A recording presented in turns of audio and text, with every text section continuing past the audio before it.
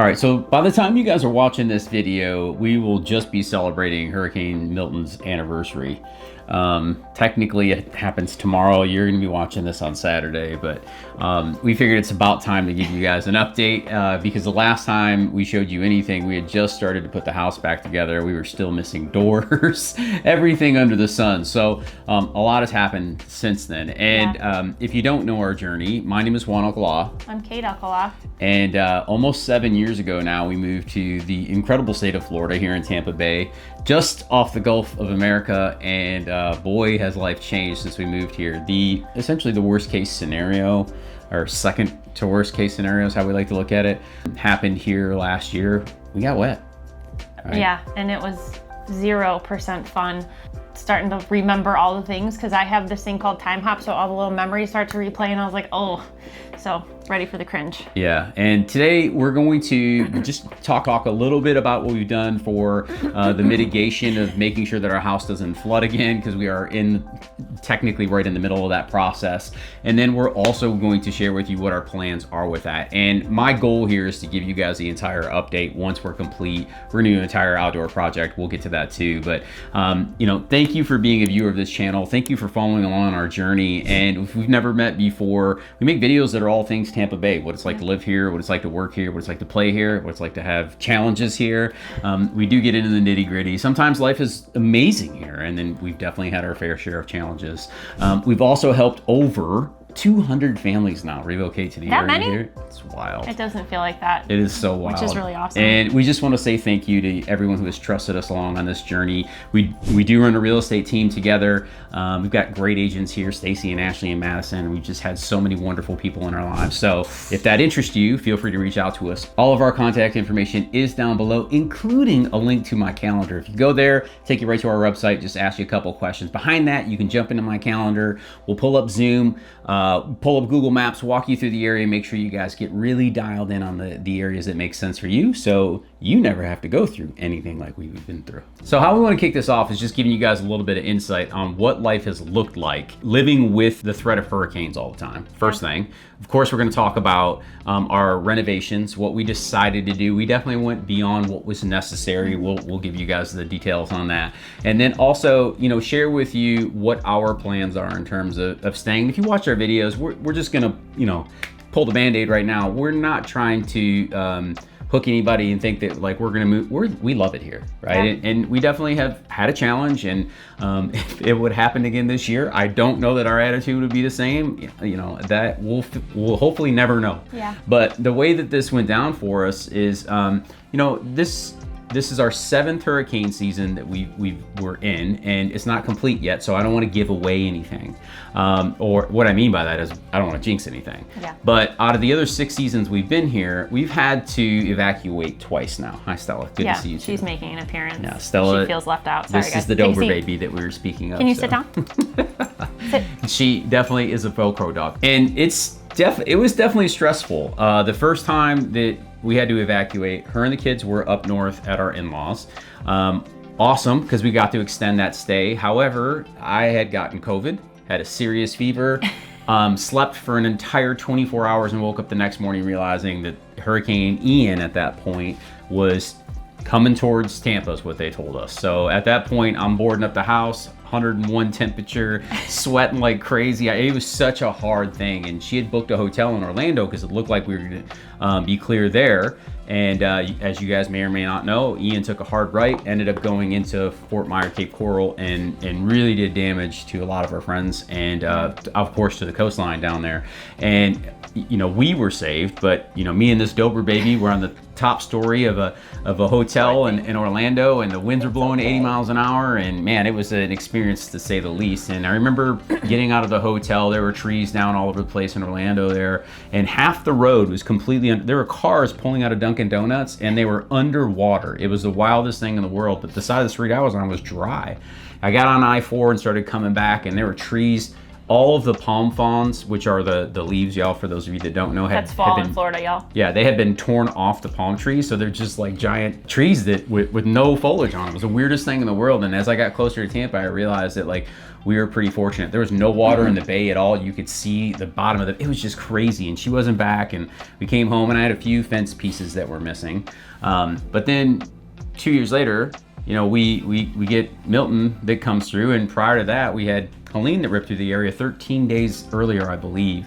And I remember going down. And to touch on, Helene was still 100 miles off the coast. So like, we did not think anything would happen outside of rainwater for us, and then those on the coastline who dealt with, you know, the storm surge. Yep. But yeah, and I remember going down, and we were helping everybody in Indian Rocks Beach because all the damage there. And then 13 days later, you know, it happened here. We didn't know till the next morning. We come pulling up, and immediately we could see things were wet in the garage. You get some water, you can see. Stepped in the back door, and squish. Oh yeah, I stepped on a rug, and it was just squish, and we're like, oh, this is not going to be good. And as we walked in, our sunroom, they call them Florida rooms from up north where we're from. I still call it a Florida room. Sunrooms, y'all. The sunroom was inches of water. There was water in the kitchen, and like we knew right away we got problems. So we had hardwoods in the bedroom, a lot of damage in the house, and you know, I know we're rolling the footage right now, so you guys can see the aftermath of here. Our pool's completely green. It looked like a pond. Yeah. It was beautiful. Yeah, the pool looked like a swamp. It was not nice. We were missing a lot of fence panels because we have a white vinyl fence. And we found them all, which is amazing, but they were all over the neighbor's yard. There was still inches of water in our backyard. And what happened for us, y'all, just so you know, we're about a mile, just a little over a mile and 1/5 away from the coast. And we're 43 feet above sea level. We did not get flooded because of storm surge. Our house is about a foot lower than the neighbor on the left of us, and a neighbor on the right, and about 2 feet lower or 3 feet lower than the neighbor behind us. And we didn't know this. And it wasn't a problem ever until we got 12, 15 inches of rain in 6-8 hours or whatever the number was. Well, there's that, and there was, I mean, just the month of August alone was so rainy. Yeah. And like, we had a rainy season for the summer, so like the ground was just completely saturated. Yep. So record rainfall, actually. Yeah, was this a one-off situation because of all of that? I don't know. If we have another day where we get 12 inches of rain in, you know, less than 24 hours, will our house absorb the water again? I don't know. I don't have the answers to those things. I don't know that we'll ever know. Is it a causation or a correlation? But yeah, those are just things that we have to keep in mindful, because, you know, what do we have to do to mitigate that? And we'll talk about, you know, our plans for that. But you had to take into consideration the foundation of your house and what we didn't know buying a house, and he'll probably touch base on that. And when you sit on a call with him, and like, you need to understand the foundation of your neighbors too, because it's not whether you're in an evac zone or a flood zone or not, it's where is your house in relevance to everyone else around you. Yeah, and just for a little perspective on that, our home's older. It was built in 72. Mm-hmm. So, you know, construction standards are not exactly the same they are today. It's all block, which is awesome. We don't worry about the walls falling down ever. If anything's gonna happen here, we thought the roof would be missing, you know, if we had a strong hurricane come through, because we're that close to the water, guys. Yeah, and we have, you know, our rules on when we're gonna evacuate, but my bigger concern was we have a huge oak tree in our front yard. I was like, well, if the oak tree falls on the house during the storm, there's nothing you can do in the midst of that, right? It's not like you're just out of power. You now have a hole in your roof, and we have dear friends, they had a tree go through their bedroom in the roof in the bedroom. So this is serious stuff that can happen. So those are other things, but that was really why I wanted to evacuate was, well, if the tree falls on the house, there's nothing we can do about it. Yep. So in terms of the damage, real quick, before we get into plans, stucco in the garage was coming off the block. We had hardwoods in all the bedrooms. We didn't put that when we bought the house. They came with hardwoods. I knew that was going to be a problem. We live in Florida. It's not a good idea to have hardwoods on a main floor in a place that is close to the coast with all the humidity. It just does not make sense. You're gluing wood to the floor. I know people will argue this point, but the reality is, when things like this happen, it becomes a problem. Mm-hmm. And ultimately, that's what ended up happening. So we could not get under the floor dry enough, even with all the humidifiers and everything we had bought, and it ended up starting to mold underneath there. And it never got the black mold. We've had the house tested, all that other stuff, which is great. But we knew it was going to be a problem if we didn't take care of it. So we made the decision. We ripped up the floors. We've showed that, but I'm sure these guys are rolling clips right now. The kitchen was damaged. All the vanities in the bathrooms were damaged because, y'all, a lot of people build homes with MDF, which is like glued together pieces of wood, and that stuff does not do well when it gets wet or moist at all. I'm a sucker for an IKEA furniture, and that's basically what like the main pieces of our house were built our out. bookshelves, our kitchen cabinets were hardwood, but they were sitting on an MDF platform, which got completely damaged. I was like, it's just a matter of time at this point before that gives out. So those things happen, and we've shared before, we did not have flood insurance. And I'll explain why. We weren't required to have it. We're 43 feet above sea level, and according to prior ownership documentation, this home has never flooded. So why would we do that? And I know you guys are like, you live in Florida, why wouldn't you do it? And the correct answer is we should have, right? We absolutely should have, especially when it's not required. It is a minimal expense. Yeah, because what we found out afterwards is that policy would have been about $480 or $430 when they quoted us originally. Ended up being closer to $500 when we do have it now, just FYI. And the reason we're saying this to you guys is because just because you're not required to not have flood insurance, you live on a peninsula in the ocean, and again, let us wear the scar. You learn the lesson. Putting flood insurance when you don't have to have it is very inexpensive, and it's a great peace of mind, because y'all, we would have gotten the majority of this renovation paid for at some level, but because we did not have flood insurance, the way that home flooding works in just about anywhere is rising groundwater is typically not covered. You have to have a separate policy for that, and because that's what happened and the tree didn't fall on the house, that would have been better. We had to wear it all, and we've shared, like, we didn't get all the way in the numbers. I'll break it all down once we do the exterior and everything, but we're well over 6 figures in our renovation. Now, back to what he said, like, we didn't just put everything back to exactly what it was because we were in a situation. I was like, well, number one, I'm not living in a camper in my front yard ever again. And we didn't want to go through this process. And there were certain permanent things that we were doing. We'll get into that, but we tiled the whole house. And there was other renovations that we had on that want to do list when anybody buys a home of like all the things that you would change. It was, okay, well, if we don't do this now, we're going to have to literally rip out the tile, which is a lot more permanent than even hardwood or LVP or carpet or anything. So it was like, okay, if we don't do it now, it's going to actually cost more later because we're going to have to demo something as opposed to just doing it all now. So that's the caveat. So when you hear the breakdown of the expenses, understand that it was also a want on top of needs.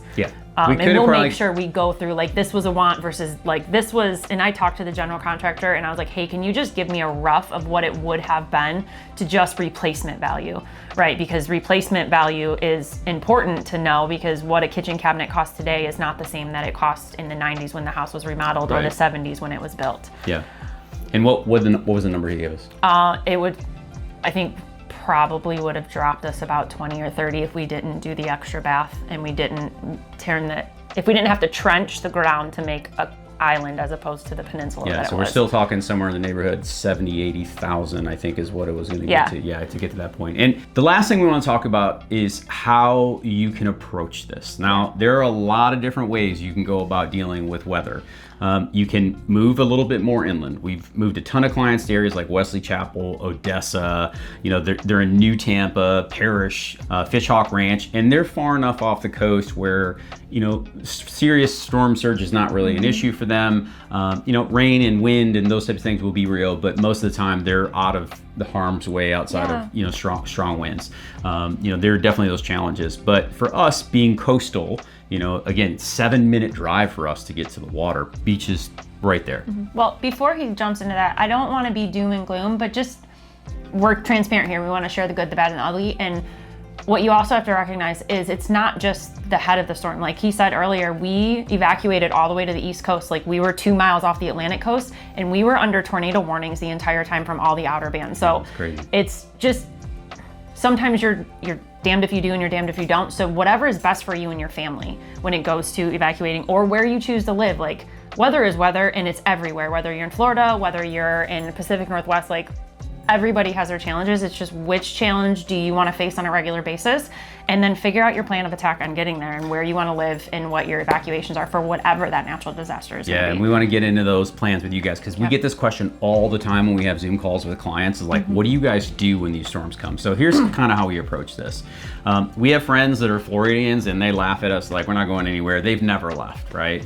We have team members who've never left. That's part of the process. Again, they're just a little bit further inland and it's not a big deal to them. But coastally here, first and foremost, you definitely want to follow the evacuation plan based upon where you live. We are technically not in an evacuation zone where we live, but we're so close, y'all. And even though our house is 43 feet above sea level and the reality of us ever being flooded out because of storm surge is virtually zero, it doesn't mean you don't lose power. It doesn't. And that's, if you don't know, the evacuation zones are for storm surge, not for winds, not for rain. It is just storm surge. Right, and checks your resources and do your due diligence on that, and don't quote me on everything, but ours is because we would not get storm surge. That's why we're not in an evacuation zone. It doesn't mean the eye of a hurricane would not affect us. Yes, but being the last man on an island that doesn't have power or anything doesn't make sense. So you can make some of these decisions. Now, we are in a position where we can go get a hotel, and that I realize not everybody is. So we're sharing this with you guys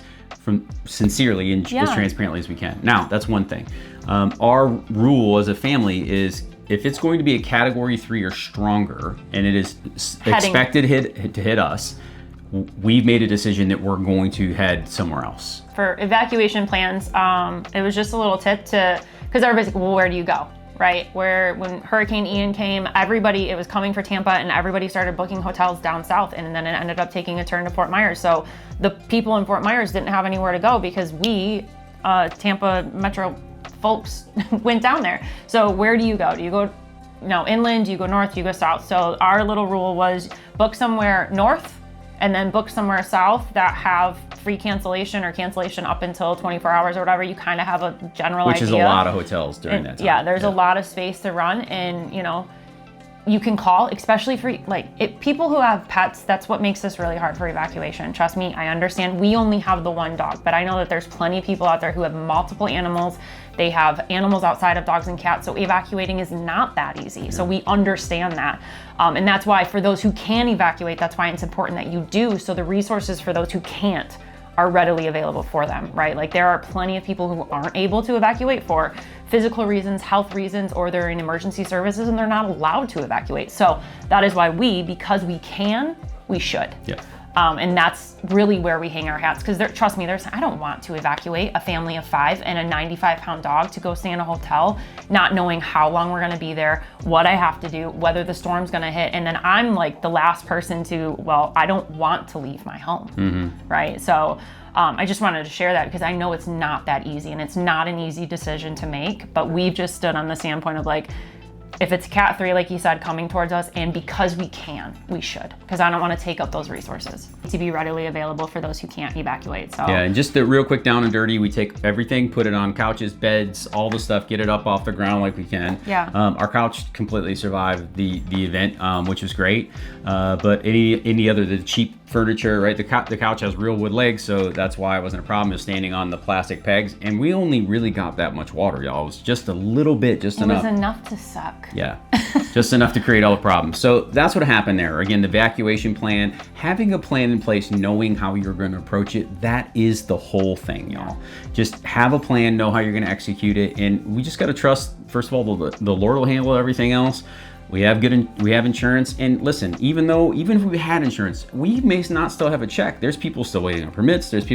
We understand. So if coastal living is not for you, please keep that in mind. I want to be, like I said, as serious and as objective as you can here. The last storm that hit Tampa Bay was in the 20s. That's how long ago it was. 1928 was 105 years. I've made videos for the last 6 years talking about how it's been over 100 years since Tampa had to deal with this. And technically, we still didn't have the hurricane. No, we didn't. Right? Hit Anna Maria Island to the south of us, which got beat up. But it was enough. It was close enough going on. So we wanted to share this video with you guys to give you an update, give you some perspective on what was going on. We don't have any plans to leave, right? I have no plans. I told her I was ready. She was like, we're not going anywhere. I was like, oh yeah. In all fairness, we literally signed the closing documents, and that process in and of itself is no fun. So my heart goes out to you when you're in the process of closing and signing all of those million documents if you're getting a mortgage. Yeah. And the next day he's like, are you ready to move? I was like, are you kidding me?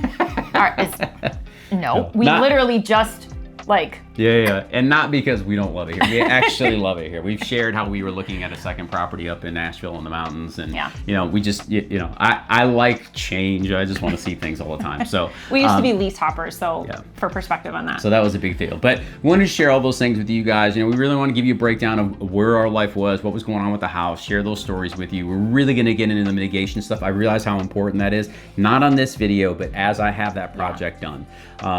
What I did do is dig a giant trench along the side of the house, 3 feet deep, put pipe in it, some irrigation pipe in there, and we've not had any issues all season in terms of rain, which has been a blessing. We found all kinds of things that were wrong. So again, I want to have a professional out and have that corrected. That way we know we're good over there. We're going to do the entire outdoor space anyways. We're going to do landscaping and driveways and surrounds on the pools, and it's going to be a big old project. So that is going to be a little while, but we want to give you guys the update on what's going on with the house. We want to give you a tour, and then we wanted to just help you with the plan, right? Kind of talk about that. And if you have more questions, don't hesitate to reach out to me and the team. As I said, all my contact information is down below. We'll jump on Zoom. We'll talk about these things. And again, you don't have to be in an area that is as challenging as living coastal. You can definitely live inland and here in Tampa Bay and still have an incredible access to the beach and all the wonders that this place has to do. So thank you for your time. We appreciate it, guys. We're so grateful to give you the update, and we look forward to seeing you on the other side.